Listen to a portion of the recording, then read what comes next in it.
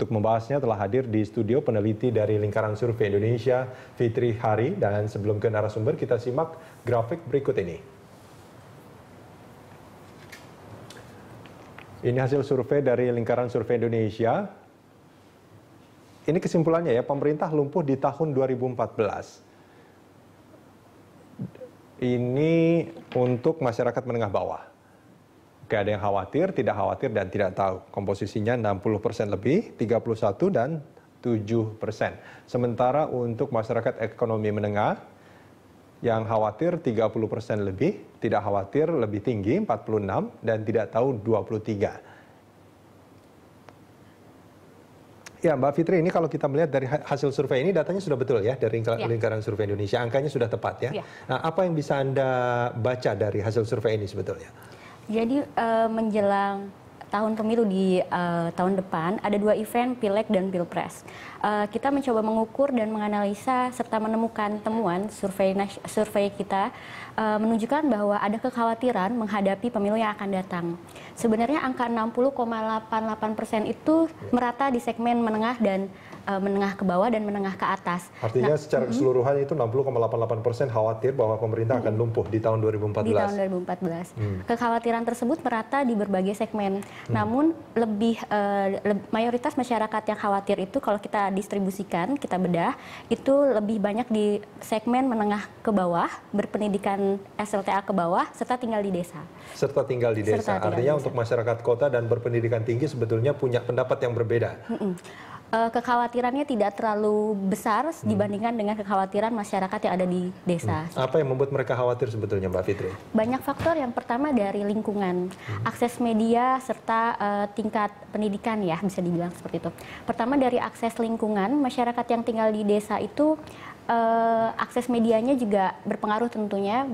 Banyaknya informasi atau tidak yang mereka terima itu tidak bisa sebanding dengan masyarakat di kota. Tingkat pendidikan dan tingkat sumber daya manusianya pun juga jauh berbeda. Masyarakat di desa bisa dimaklumi tidak bisa membedakan ya antara menteri yang berasal dari partai atau menteri yang berasal dari profesional. Sedangkan masyarakat di kota cenderung selain memiliki daily activity yang berbeda juga dengan masyarakat di desa, mereka juga cenderung bisa membedakan antara menteri berasal dari menteri-menteri mana yang mereka tahu seperti itu. Ya, artinya kalau kita lihat secara pendidikan sebetulnya mereka juga akan membuat pendapat yang berbeda, persepsi yang berbeda tentang keadaan. Nah, tapi apa yang membuat mereka khawatir bahwa apakah kesimpulannya memang pemerintah akan lumpuh di 2014? Nah, apa-apa sebetulnya membuat mereka khawatir? Ya, jadi kita punya beberapa indikator kenapa pilihan diksi lumpuh itu kita simpulkan. Yang pertama, kekhawatiran dari ketidakfokusan pemerintahan.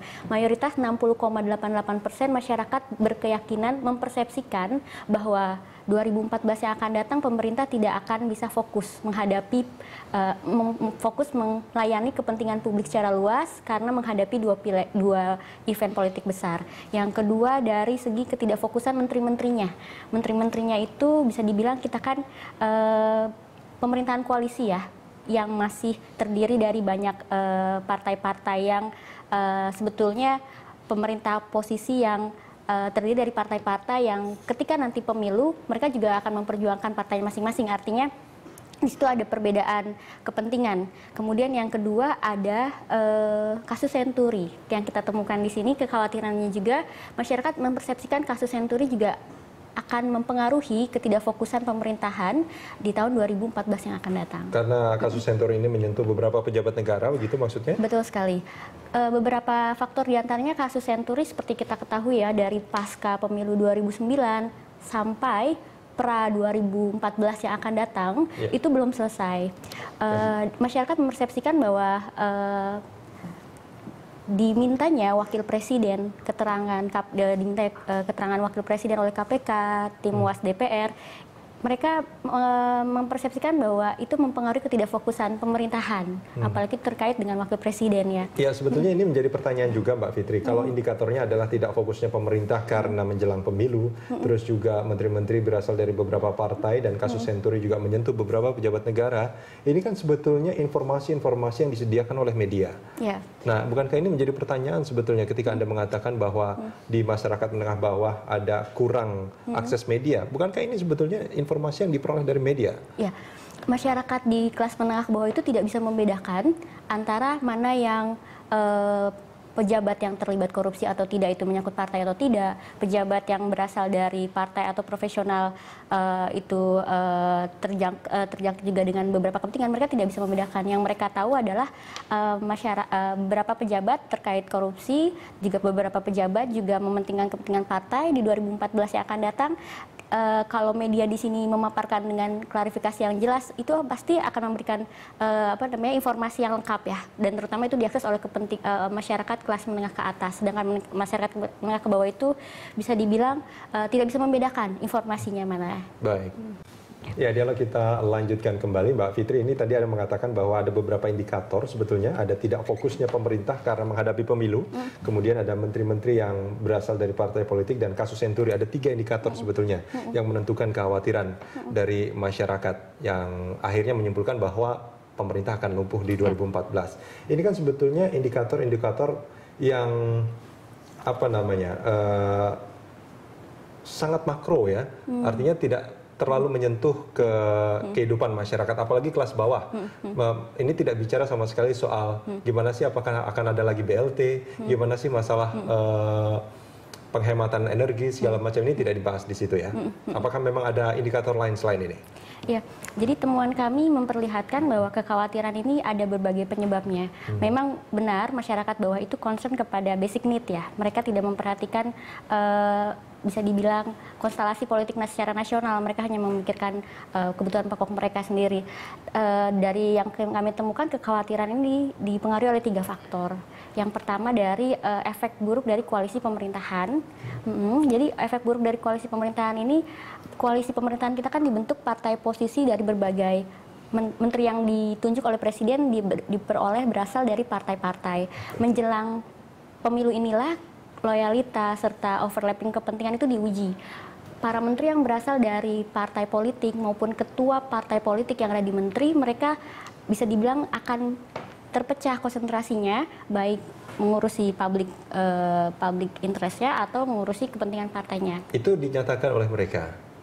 Gimana? Dinyatakan oleh responden? Ya, dinyatakan oleh responden. Yang kedua dari ketidaktegasan Presiden SBY. Presiden SBY di berbagai kesempatan selalu membicarakan tentang profesionalitasan pejabat negara melayani kepentingan masyarakat, namun ada 2 indikator, yaitu yang pertama yang menyebabkan ketidaktegasannya itu SBY menunjuk Syarif Hasan, yaitu Menteri UKM, sebagai Ketua Harian Partai Demokrat. Yang kedua, diizinkannya 2 menteri yang bertugas, Gita Wirjawan yang saat ini masih menjabat dan Dahlan Iskan, untuk mengikuti konvensi Partai Demokrat. Ya, yang artinya kedua hal itu dinilai oleh masyarakat sebagai bentuk ketidaktegasan SBY dalam hal ini. Itu adalah pernyataan yang memang sangat vulgar dikatakan oleh mereka, atau ini merupakan kesimpulan dari pendapat mereka sebetulnya? Kita menemukan beberapa alasan ini dari pendalaman kualitatif, yaitu melalui wawancara secara mendalam, yang kedua dari FGD, yang ketiga dari analisa media. Secara kesimpulan seperti itu. Dan yang terakhir ada satu faktor lagi, yaitu lemahnya etika pemerintahan. Maksudnya? Jadi kita tahu sendiri dari 34 atau 35 menteri yang saat ini sedang menjabat, itu ada sekitar 10 menteri yang berasal dari partai politik yang mencalonkan diri menjadi caleg. Memang secara profesionalnya bisa diukur ya, mereka bisa saja mereka secara 7 hari, 5 harinya mereka mengurusi kepentingan rakyat, 2 harinya mereka bisa saja mengunjungi basis dan sebagainya. Namun masyarakat tidak melihat itu secara saklek ya. Mereka langsung mempersepsikan bahwa ternyata sudah tidak fokus lagi nih. Artinya masyarakat berharap selama 7 hari mereka ini ngurusin mereka gitu. Idealnya seperti itu. Idealnya seperti itu, apakah itu juga pendapat Anda? Artinya menteri semestinya tidak juga mencalonkan diri sebagai anggota legislatif. Secara etika itu sangat overlap ya, karena pemerintahan itu dibentuk untuk melayani kepentingan masyarakat umum, sedangkan partai politik dalam konteks di sini masyarakat caleg yang berasal dari partai politik memang dari lahirnya harus memiliki memiliki goals untuk mementingkan kepentingan politiknya. That's why itu kenapa partai politik ada gitu. Jadi kepentingan golongan yang mereka utamakan. Meskipun tujuan dan misinya pasti mensejahterakan masyarakat. Tapi dalam waktu proses perjuangannya mereka lebih mengedepankan platform serta kepentingan mereka sendiri. Dan itu bisa dibilang bertentangan sama kepentingan masyarakat secara umum. Nah, dari indikator-indikator tadi, ada indikator yang termasuk juga kualitatif tadi ya. Apakah memang kesimpulannya persis bahwa pemerintah ini akan lumpuh di tahun 2014? Atau pandangan Anda sendiri seperti apa? Kalau saya lihat di sini bukan lumpuh secara struktural dan sistemnya. Ini bisa dibilang alarm dini bahwa masyarakat ingin pemerintahnya tetap fokus. Masyarakat ingin menteri-menterinya tetap concern kepada mereka. Masyarakat ingin kasus-kasus yang berkenaan dengan pejabat yang nanti belum selesai juga diselesaikan, bukan berarti menghadapi 2014 masih ada PR-PR dan sebagainya. Kita berharap sih ini hanya alarm saja yang ditujukan bagi institusi yang terkait. Jadi bisa dibilang ini persepsi masyarakat. Dan kita ini sebetulnya alarm yang bunyinya nyaring sebetulnya Mbak Fitri, karena kasus Senturi nggak mungkin diselesaikan di bulan Desember gitu kan, masih ada beberapa hal lagi yang harus dilakukan gitu. Terus kemudian juga masyarakat meminta agar pencalonan menteri-menteri ini juga ditarik seperti itu sebetulnya harapannya. Makanya dalam temuan kita punya beberapa rekomendasi. Yang pertama itu secara sistematis memperkuat sistem multi partai yang saat ini sedang ada, kita perkuat dengan secara sistematis upaya-upaya untuk menyederhanakan partai.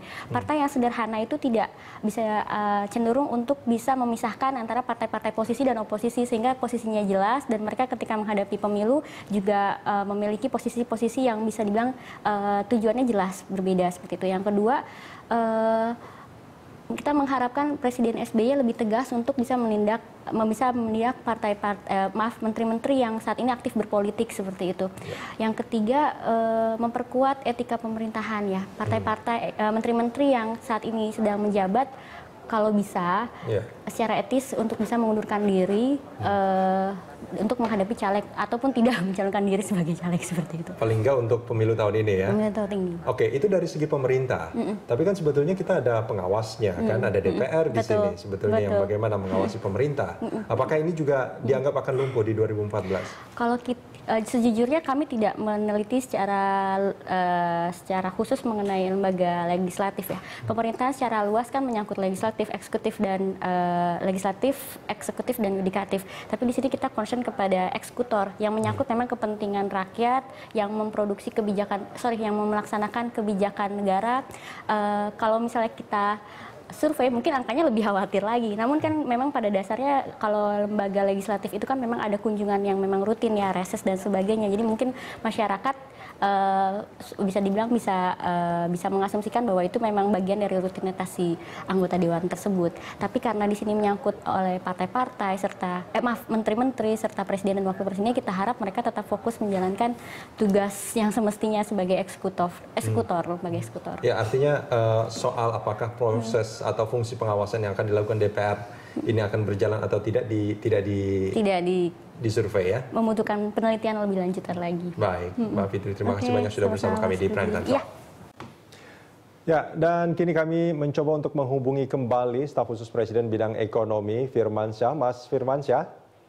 Selamat malam, Mas Rudi. Halo, selamat malam Mas Firmansyah. Ini kalau kita bicara hasil survei dari Lingkaran Survei Indonesia yang mengatakan bahwa masyarakat khawatir bahwa di 2014 ini pemerintah akan lumpuh. Bagaimana tanggapannya, Pak?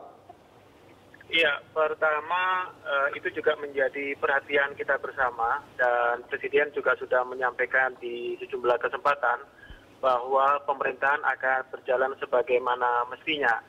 Kemudian kalau kita lihat pengalaman kita tahun 2008, 2009, tentunya pemerintahan dipastikan akan tetap berjalan. Kondisi kalau kita bandingkan pada 2009, 5 tahun yang lalu, tentunya 2014 akan jauh lebih baik. Kita masih ingat pada tahun 2009, waktu itu Presiden SBY dan Wakil Presiden pada saat itu yaitu Yusuf Kala, itu mencalonkan sebagai calon presiden dan bersaing pada pemilu 2009. Kondisi ini tidak terjadi pada 2014, sehingga perhatian dan konsentrasi pemerintah, Presiden SBY dan sejumlah kementerian akan tetap berjalan dengan baik. Ya, Mas Firmansyah, ini kan mengapa pada akhirnya masyarakat khawatir di 2014 pemerintah tidak akan bekerja efektif alias lumpuh seperti itu karena ada beberapa indikator nih Mas. Bahwa ada beberapa kasus yang menyentuh beberapa pejabat negara termasuk juga Wakil Presiden Budiono. Terus beberapa menteri juga kita tahu mencalonkan diri baik dalam legislatif bahkan ada yang ikut konvensi capres seperti itu. Nah ini bagaimana Anda bisa memastikan bahwa di 2014 pemerintah akan tetap berjalan normal? Iya, pengalaman 2008-2009 kita juga masih ingat sejumlah menteri mencalonkan sebagai calon anggota legislatif pada saat itu dan pemerintahan berjalan sebagaimana mestinya. Tentunya pengalaman 2009 akan dilakukan kembali pada 2014. Saya bisa pastikan bahwa rapat kabinet baik itu paripurna maupun terbatas tidak akan berkurang jumlahnya meskipun ini adalah tahun politik. Kemudian hal-hal yang sifatnya penting, krusial, dan strategis bagi pembangunan nasional akan tetap berjalan sebagaimana mestinya.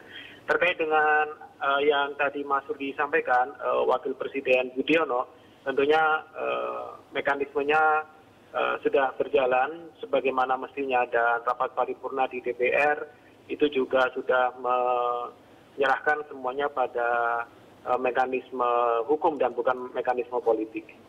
Ya, Mas Firmansyah, ini kan kalau kita bicara soal pemerintahan ini kan kita bicara soal trust juga dengan masyarakat, dengan rakyat ini, Mas Firmansyah. Mereka melihat bahwa ini belum memberikan satu jaminan bagi mereka sehingga mereka khawatir. 60% loh Mas, angkanya tidak sedikit. Nah, artinya ada upaya yang harus dilakukan oleh pemerintah untuk meyakinkan mereka kan? Iya, tentunya seperti yang disampaikan oleh Presiden, misalnya pengalaman kita di tahun 2009, pengaturan menteri-menteri yang mencalonkan diri sebagai calon anggota legislatif maupun peserta konvensi akan diatur terkait dengan cuti dan bagaimana mereka bisa menyelesaikan tugas-tugas kementerian. Tentunya Presiden juga menyampaikan bila mana menteri-menteri yang belum bisa fokus dan konsentrasi, maka tentunya tugas-tugas kementerian yang utama sehingga peluang untuk fokus kepada aktivitas politik itu akan dibuka dengan konsekuensi memang harus mengundurkan diri. Ya, aturan itu memang sudah pernah dilontarkan oleh Pak Presiden pada saat itu ya. Yang menjadi permasalahan adalah semua menteri pada saat ini merasa mereka sanggup untuk fokus tetap melayani masyarakat gitu. Permasalahannya masyarakat yang tidak merasa dilayani. Iya, tadi saya juga sampaikan pada tahun 2009 sebenarnya kita memiliki pengalaman yang hampir serupa dan pada saat itu kondisinya jauh lebih dinamika politiknya jauh lebih tinggi karena Presiden SBY dan Wakil Presiden Yusuf Kala mencalonkan sebagai kandidat calon presiden, tetapi pemerintah tetap berjalan.